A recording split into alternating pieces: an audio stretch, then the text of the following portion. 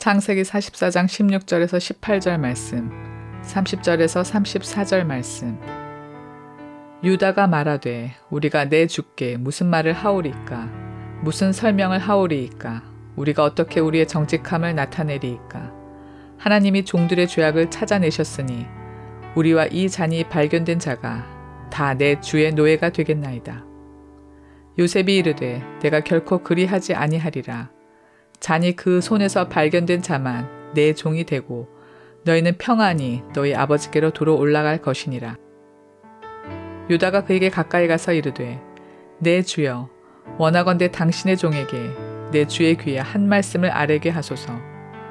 주의 종에게 노하지 마소서. 주는 바로와 같으심이니이다. 아버지의 생명과 아이의 생명이 서로 하나로 묶여 있거늘 이제 내가 주의 종 우리 아버지에게 돌아갈 때에 아이가 우리와 함께 가지 아니하면 아버지가 아이의 없음을 보고 죽으리니 이같이 되면 종들이 주의 종 우리 아버지가 흰 머리로 슬퍼하며 수올로 내려가게 함이니이다. 주의 종이 내 아버지에게 아이를 담보하기를 내가 이를 아버지께로 데리고 돌아오지 아니하면 영영히 아버지께 죄짐을 지리이다 하였사오니 이제 주의 종으로 그 아이를 대신하여 머물러 있어 내 주의 종이 되게 하시고 그 아이는 그의 형제들과 함께 올려보내소서. 그 아이가 나와 함께 가지 아니하면 내가 어찌 내 아버지에게로 올라갈 수 있으리이까? 두렵건대 제 해가 내 아버지에게 미침을 보리이다.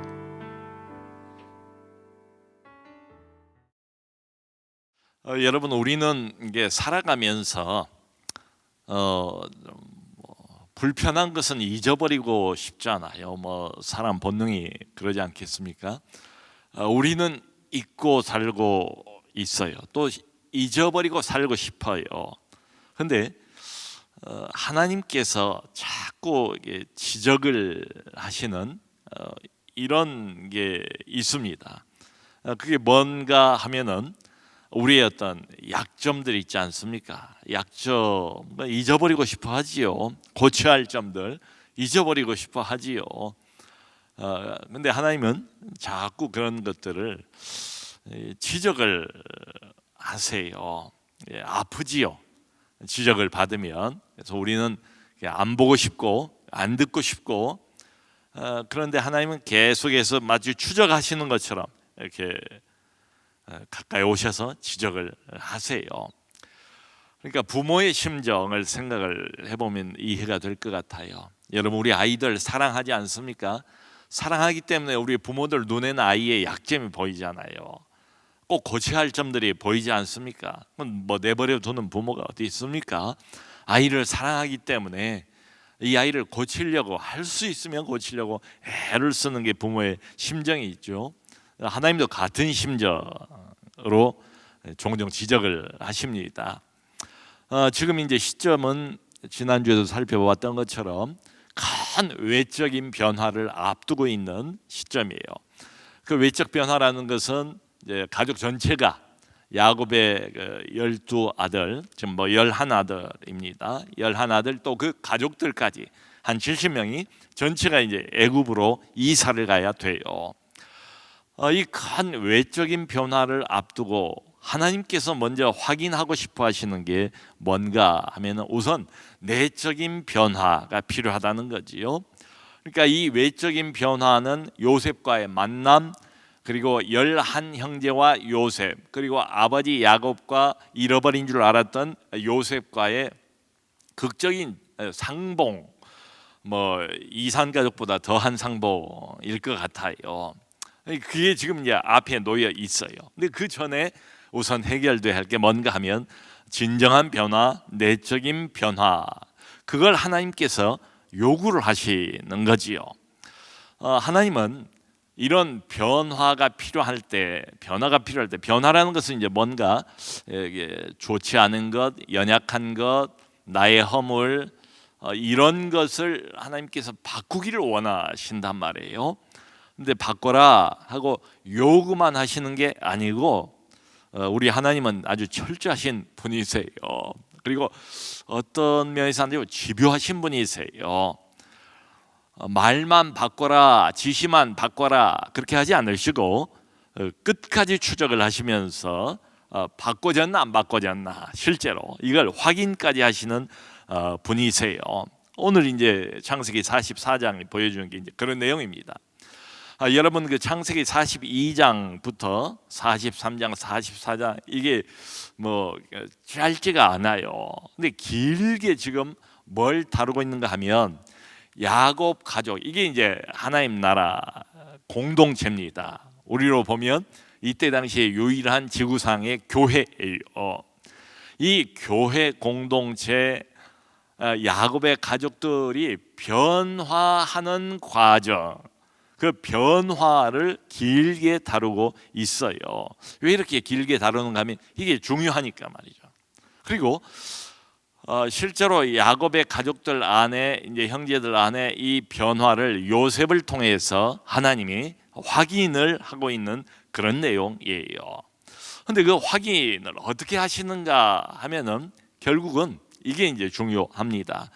과연 말로만이 아니라 행동이 변했는가?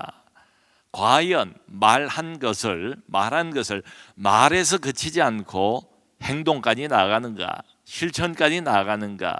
그게 하나님의 확인하는 기준이에요. 여기 앞에 43장을 지난주에 보지 않았습니까? 그게 이제 요셉을 통한 하나님의 1차 시험이에요. 벌써 한 20여 년이 지났어요. 요셉하고 헤어진 지가.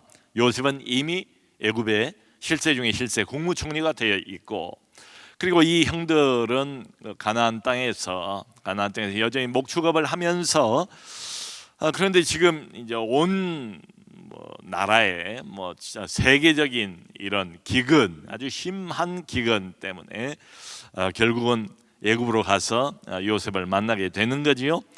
그래서 만납니다. 형들은 몰라요. 요셉은 압니다. 대번에 알아봤지요. 그리고 형들에게 과연 이 형들이 변했는가 1차 시험을 하지 않습니까?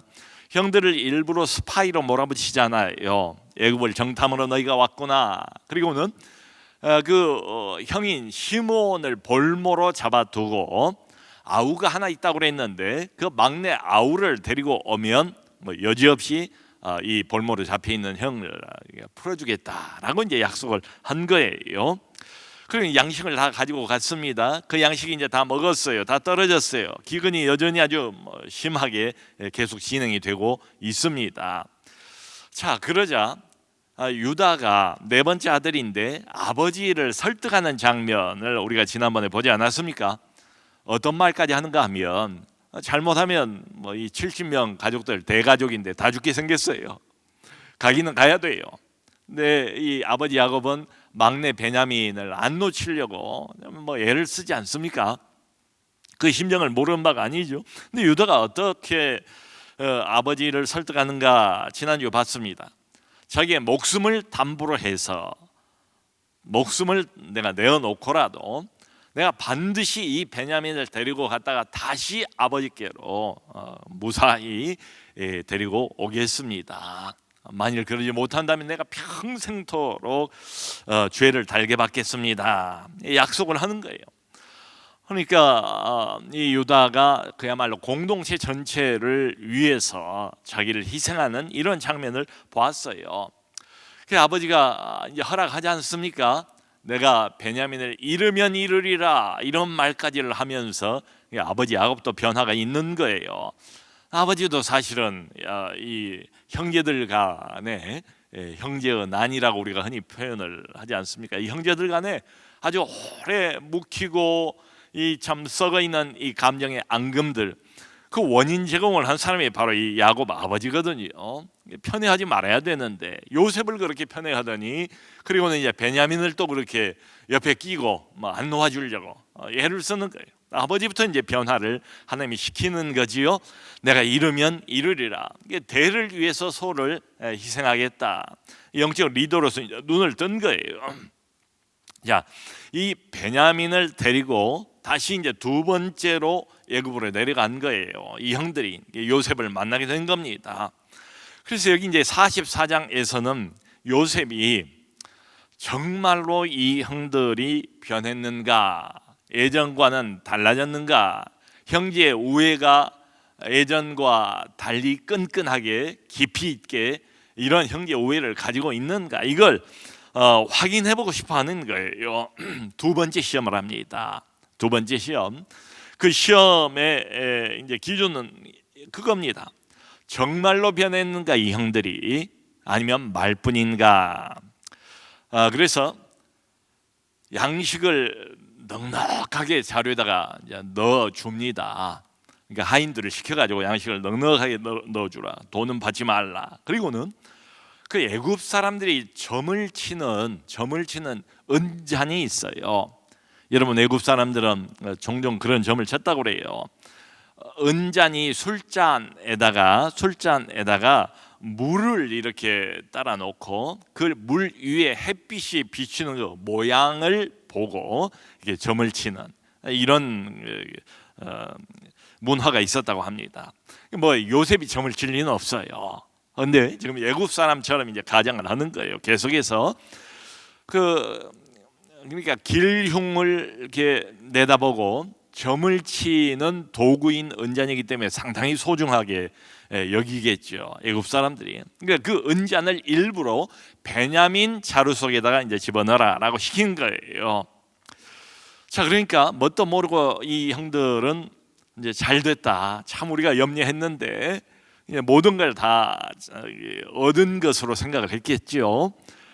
자루에 양식도 가득 얻었지요. 그리고 베냐민도 뭐 잃지 않고 찾았지요. 그리고 좀 헤어져 있었던 시므온, 형 시므온도 다시 만나고, 이 형들이 그야말로 즐거운 마음으로, 감사한 마음을 가지고 이제 다시 방향을 돌려서 자기들 집으로 이제 가고 있는 중이에요. 그런데 요셉의 지시에 의해서 바로 이 하인들이 쫓아갑니다. 그리고 이제 그들을 붙잡는 거예요, 그 일행을. 그러면 하는 말이, 하인이 하는 말입니다. 어찌 너희들이 선을 악으로 갚는가? 선을 악으로 갚는가? 단도직입적으로 이제 그렇게 다그치는 거예요.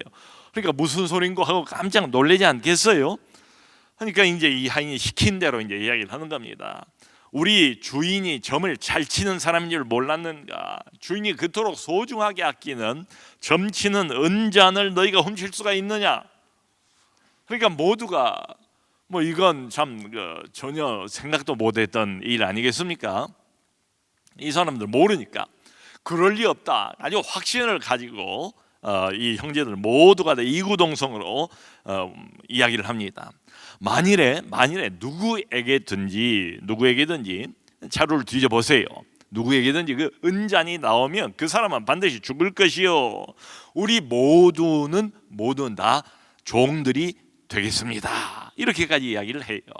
그랬더니 역시 이 하인이 또 시킨 대로 그럴 것 없고 발견이 되는 사람만 종이 되면 된다.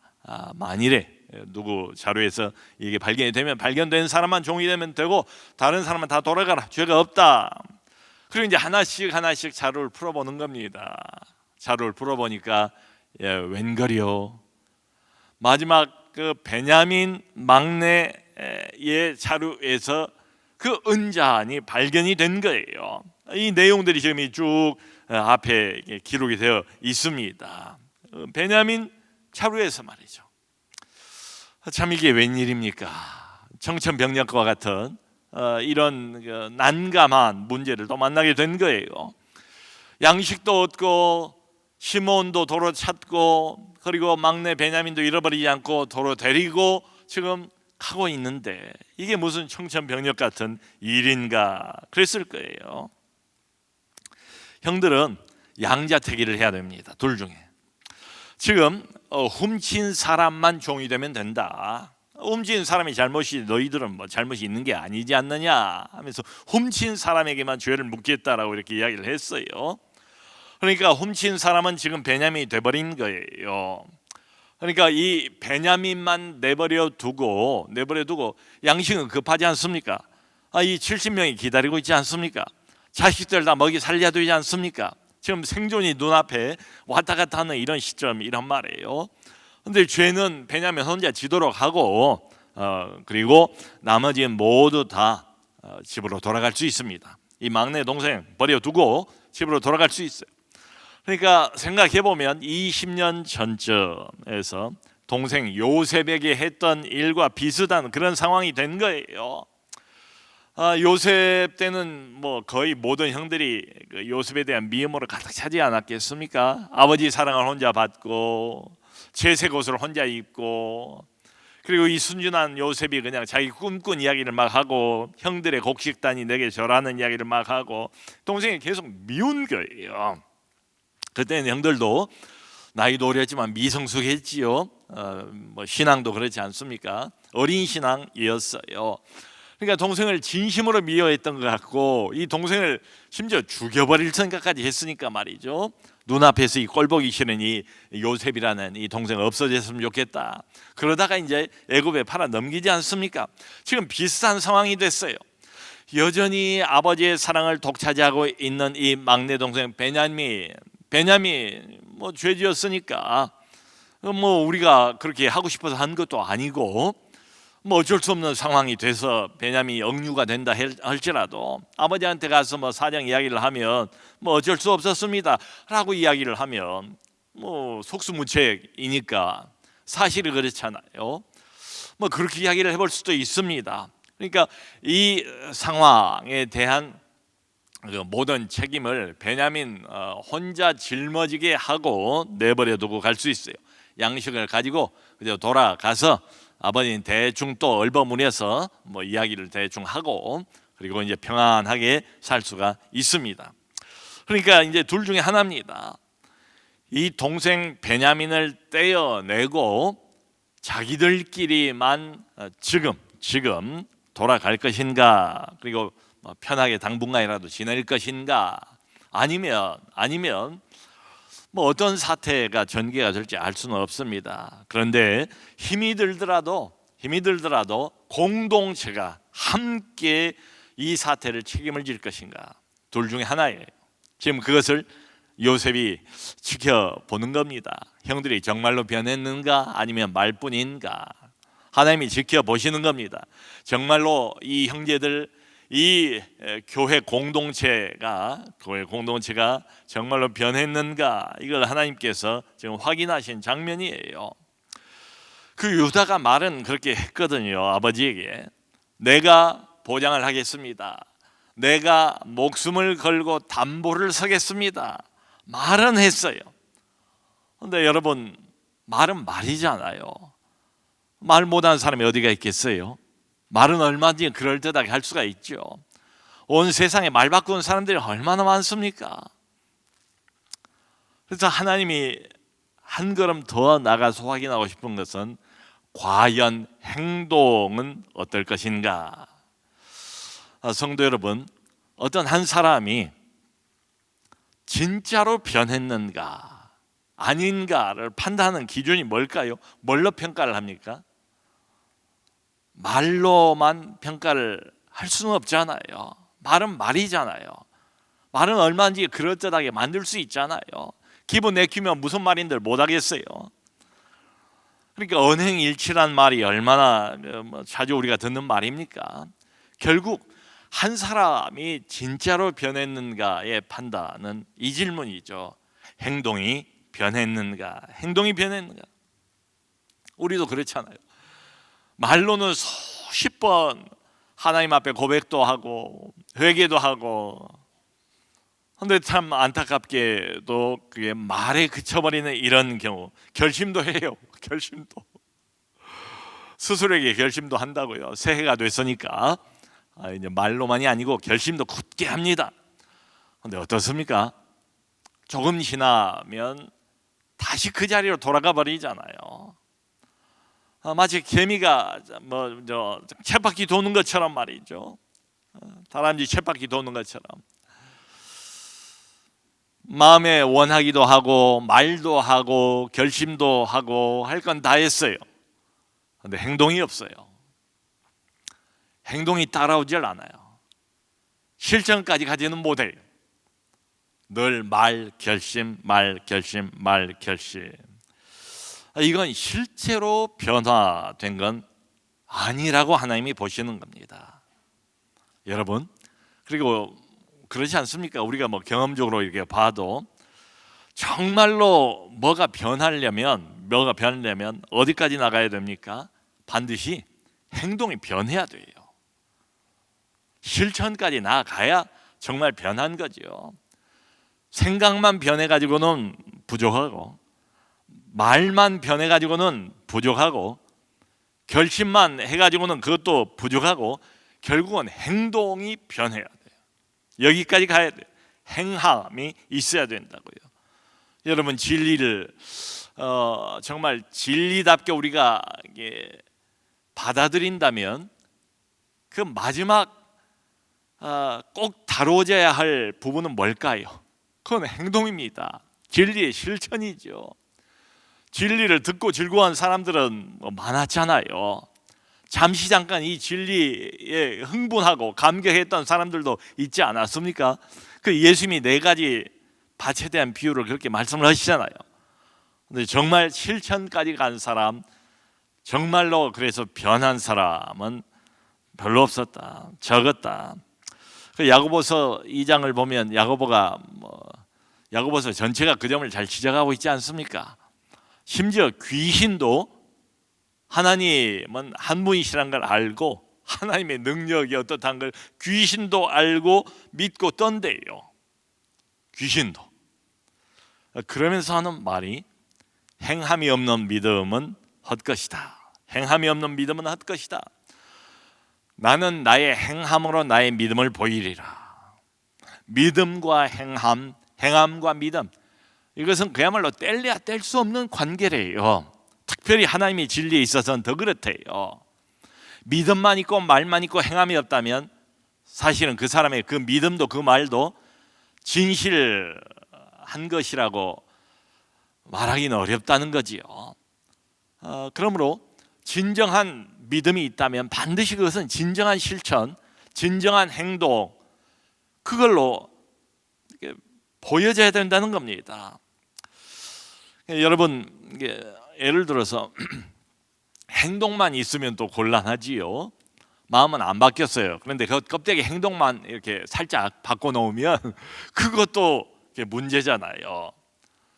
그런데 진정으로 내면 세계가 바뀌어졌다, 진정으로 내적인 변화가 있다, 진정으로 내가 회개를 했다 하면 그 진정한 내적인 변화는 반드시 자연스럽게 외적인 행동의 표현으로 나타나기 마련이다, 이런 뜻이지요. 여러분, 이렇게 보면 우리의 행동은 믿음의 완성입니다. 안 그렇습니까? 우리가 하나님을 믿잖아요. 진리를 믿잖아요. 하나님 말씀을 순종하자고 늘 우리가 생각도 하고 말 듣기도 하고 또 결심도 하지 않습니까? 결국은 진리를 실천하는 거지요. 거기까지 가야지요. 진리를 실천하고 하나님 말씀을 실천하고 행동으로 옮기는 것, 거기가 바로 믿음의 완성 지점이에요. 그런데 오늘 본문을 보면 그걸 누가 대표적으로 보여주고 있는가 하면 바로 유다입니다. 유다가 그것을 적나라하게 보여주는 거예요. 지금 여기 16절, 아까 우리가 읽기 시작했던 16절 이하는 쭉 마지막 34절까지 꽤 길지 않아요. 이게 다 뭔가 하면 유다가 총리인 요셉 앞에서 요셉을 설득하고 있는 내용이에요. 그러니까 이 베냐민을 잃지 않으려고, 베냐민을 이렇게 보호하기 위해서 유다가 전후 좌우 사정을 자세하게 지금 이 총리에게 이야기를 하고 있는 장면이에요. 그걸 설명을 해요. 근데 이게 들어보면 참 얼마나 간절한지, 얼마나 절박한지, 얼마나 진정성이 엿보이는지 몰라요. 근데 이 유다의 긴 이야기의 핵심이 뭔가 하면 아버지하고 베냐민과의 특별한 관계, 이게 핵심이에요. 사실은 20년 전에 아버지는 지금도 몰라요, 요셉이 살아있다는 것을. 형제들은 다 알지요. 자기들이 동생을 팔아먹었으니까 아마 죽은 걸로 생각을 했을 겁니다. 그러니까 20년 동안 아버지를 속인 상태로 여기까지 온 거예요. 근데 그 아버지에 대한 지각한 염려, 참 이 진심에서 우러나오는 뭐 효라고 하기에도 좀 부족해 보이는 진심의 아버지에 대한 어떤 염려인데, 그 아버지에 대한 염려가 뭔가 하면 베냐민을 잃을까 봐서 아버지가 그렇게 슬퍼하고 그것 때문에 고민하는 그 아버지에 대한 그 아들 이 유다의 염려가 아주 뭐 구구절절히 드러나 있어요. 이런 말을 합니다. 아버지가 그렇게 말했다는 거예요. 만일에 이 아이에게 재앙이 임하게 되면 나의 흰 머리를 슬퍼하며 내가 서울로 내려가게 될 것이다. 우리 아버지가 그렇게 말했습니다. 아버지의 생명과 이 아이의 생명, 베냐민의 생명이 하나로 묶여 있습니다. 이런 말까지 해요. 아버지의 생명과 베냐민 이 아들, 막내 아들의 생명이 하나로 묶여 있는 게 우리 집안의 형편입니다. 총리 대신에게 참 이 집안 이야기를 이런 식으로까지 꺼낸 것이 정말 이게 참 염치불구하고 체면불구하고, 저 멀리 남의 나라 가나안 땅에 살고 있는 작은 어떤 가족 집단의 집안 사정까지 뭐 총리가 이렇게 알 필요가 뭐가 있겠어요? 그런데 이야기를 하는 거예요. 너무 간절하니까 지금. 그러면서 이런 말을 합니다. 유다가, 우리 아버지는 이 아이가 없는 걸 보면 죽게 될 것입니다. 그러니까 아버지도 걱정하고 아버지를 걱정하니까 베냐민도 보호를 해야 되겠고 기어이 지금 이런 거예요. 아주 그냥 구구절절의 마음이 가득 진정성이 느껴지는 그런 하소연을 지금 총리에게 하고 있는 그런 장면이. 그리고 33절에 뭐라고 마지막으로 말하는가 하면, 그러므로 이제 나로 그 아이를 대신하여 당신의 종이 되게 해주시고 아이는 형제들과 함께 올려보내 주세요. 내가 종이 되겠습니다. 평생토록 내가 잡혀 있겠습니다. 내가 노예가 되겠습니다. 무슨 말씀이든지 무슨 명령이든지 내가 다 감당을 대신할 테니까 제발 이 아이는, 우리 집안 사정이 이렇습니다. 이러므로 이 아이는 우리 형제들과 함께 올려보내 주세요. 참 여러분, 유다가 말만 그렇게 아버지에게 보증을 한다, 담보를 뭐 목숨을 담보로 하겠다 이렇게 한 게 아니고, 지금 유다의 이 간청은 뭡니까? 행동이지요. 내가 베냐민을 대신하겠습니다. 내가 동생 대신 희생하겠습니다. 희생적인 행동, 공동체 전체를 위한, 가족 전체를 살리기 위한 유다의 희생입니다. 여러분, 바로 이 유다가 예수님의 조상 아닙니까? 이렇게 보여요. 예수 그리스도의 조상이 되는 순간이에요. 여기가 유다가 바로 창세기 42장부터 44장 이야기의 절정이에요. 유다의 이 고백, 행동과 실천에 대한 이 고백이야말로 요셉이 기다리고 있었던 순간이 있지요. 바로 우리 하나님께서 보고 싶어 했던 그 변화의 순간 아니겠습니까? 그렇구나. 유다가 생각만 바뀐 게 아니고, 유다가 말만 그렇게 한 게 아니고, 말만 그럴듯하게 화려하게, 유다가 직접 행동으로 그야말로 살신성인을 하겠다, 내가 평생 종이 되겠다, 하나님이 기다린 순간이 있죠. 성도 여러분, 하나님께서는 우리를 향해서 가지고 있는 목표가 다 똑같아요. 이때나 지금이나 한 사람 한 사람에 대해서 어떤 목표를 가지고 있는가 하면, 우리가 하나님처럼 거룩해지는 것, 하나님처럼 온전한 사람이 되는 것, 그게 하나님의 목표예요. 그러니까 변화입니다. 사실 하나님 나라에 적합한 사람은 아니잖아요. 하나님 보시기에 그렇게 기뻐할 만한 성도는 못 되잖아요. 변할 게 있잖아요. 약점이 있잖아요. 허물이 있잖아요. 머리카락 하나라도 알고 계신 하나님이 왜 그걸 모르시겠어요? 변해야 된다는 것을. 그러니까 내 생각이 변하는 것 감사하지만 그게 전부는 아니에요. 내 말이 변하는 것 그것도 중요하지만 그것도 완성의 지점은 아니에요. 결국은 우리 행동이 변화해야 돼요. 우리 행동이 변하고 말이 실천으로 이게 나아갈 때까지 우리 하나님께서는 계속해서 우리를 놓치지를 않습니다. 집요하게 우리를 따라오세요. 우리의 여전한 연약함, 여전한 우리의 약점, 여전한 고쳐야 할 점, 이런 것들을 계속해서 하나님이 지적하세요. 그리고 그것을 시험을 해보세요. 오늘 요셉을 통해 시험하시는 것처럼 여러분, 진정으로 하나님을 만나고 예수 그리스도를 정말 인격적으로 만나고 그 예수가 내 인생의 주인이라는 게 이게 개념이 아니고 실체가 되어버린 사람들은 보면 어떻습니까? 반드시 행동의 변화가 나타나게 되어 있습니다. 삭개오를 생각해 보세요. 삭개오가 예수님을 만나자마자 바로 입에서 나온 말이 뭡니까? 주여, 내가 만일 남의 것을 훔치거나 뺏은 게 있다면 내가 4배를 갚겠습니다. 내 재산의 절반을 지금 당장 가난한 자들에게 다 나눠주겠습니다. 행동이 있죠. 행동의 변화지요. 베드로가 예수님을 만납니다. 야고보, 요한이 예수님을 만납니다. 성경은 어떻게 기록합니까? 그들이 예수님을 만나자마자 진짜로 만나버린 거예요. 그랬더니 배를 버려뒀대요. 그리고 예수님을 따르기 시작했대요. 행동이지요. 심지어는 마태복음 보면 아버지를 버려뒀다 이런 표현도 나와요. 가족도 버려두고 이분을 따르기 시작했다. 당장에 나타나는 행동의 변화지요.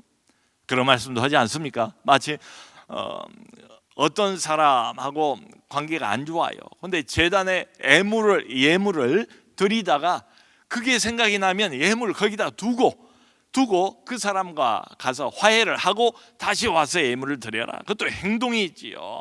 여러분, 우리 하나님께서 우리를 몰아가시는 마지막 믿음의 완성의 지점은 어딘가 하면 바로 이겁니다. 말뿐이 아니고 생각뿐이 아니고 행동까지 나아갈 수 있도록 하나님께서 그것을 요구하세요. 운동선수들이 좋은 경기에서 좋은 그 결과를 내려면 어떻게 합니까? 뭐 간단하지요. 훈련을 해야 되지 않습니까? 가만히 방 안에 앉아서 훈련하는 선수가 어디 있어요? 시간이 날 때마다 남들은 쉬고 있을 때도 심지어 밖에 나가서 움직이고 훈련하고 연습하고 행동이죠. 여러분, 2023년도 우리 모두에게도 하나님께서 지금도 지적하고 있는 부분들이 있지 않습니까? 변해하는 어떤 약점들이 있지 않습니까? 행동으로 반드시 옮겨지기를 하나님이 간절히 바라는 이런 부분들이 있지 않습니까? 행동하는 신앙, 행동과 실천으로 좀 나아가는 이런 2023년 우리 모두가 됐으면 좋겠어요. 기도를 안 하던 사람이 갑자기 하루에 1시간씩 기도하겠다, 그거 안 됩니다. 그런 결심하지 마세요. 하루에 10분. 그런데 꼭 행동으로 옮기셔야 돼요. 늘 불평과 원망을 입에 달고 살아오던 사람들이 갑자기 은혜 받고 나는 늘 감사만 하겠다, 그거 안 돼요. 그러지 마세요. 한 가지만 하루에 나는 꼭 감사해야 되겠다. 지금부터 하루에 한 가지만 내가 꼭 감사해야 되겠다. 하루에 10분 기도 시간을 행동으로 꼭 지켜야 됩니다. 하루에 한 가지만 감사하겠다. 그것을 직접 실천을 해야 됩니다. 거기서부터 시작하는 거예요. 하나님이 그런 것들을 기뻐하세요. 우리 하나님은 무지막지한 요구를 하지 않습니다. 우리의 변화를 향한 갈망, 그리고 변화를 위한 실제적인 실천, 첫걸음 내딛는 것, 행동하는 것, 이걸 하나님께서 기뻐하시고 응원하시리라고 생각합니다. 모쪼록 우리가 아까 기도했던 것처럼 나는 약합니다. 성령이여 도와주옵소서. 성령 충만하게 하여 주옵소서. 성령의 능력을 내게 부어주옵소서. 기도하는 마음으로 실제적인 변화, 행동과 실천으로 나가는 이 변화의 첫걸음을 시작해보는 2023년 꼭 되기를 주님의 이름으로 축원합니다.